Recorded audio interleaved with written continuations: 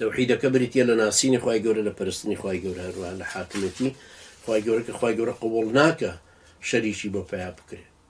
ولا يشرك في حكمه أحد حكم لێرە بە معنای دەسەڵاتی سیاسی گەورە یاسەداڕشتن حکم کردن داوەری بردنە لە هەندێک زانا و بیرمەند لەم سەردەمە بەم جۆرەی تەوحیدیان و تۆ تەوحید الحاکمی و هەندێکی تریشیان وەکو سەرانی سەلەفیەکان و مەدخەلیەکان تەبەن دژیان وەستاونەتەوە بە بیدعەتی ناویان بردون و توانە ناشێ و ناکرێ بە غەیری ڕبوبیە و ئولوهیە و ئەسما و صفات ناو ببرێن ئەوەش تەبەن قسەیەکی لە جێ خۆیان نییە بەڕاستی بێ دەلیلە چونکە ئەسڵی تەقسیم بەندیەکەی ئیمامی تەبەری و ئیمامی ابن تەیمیە شەر بێ دەلیلە توحيد الربوبية وتوحيد الألوهية وتوحيد أسماء وصفات أجر توحيد حاكمية ما خصصر شيء إشكالي كتياهي خاصة لم سردمها كحاكمية وايلي هاتو خلق الدين ودولة ليك جدان دين وسياسة ليك جدان ولدواي هاتني استعمار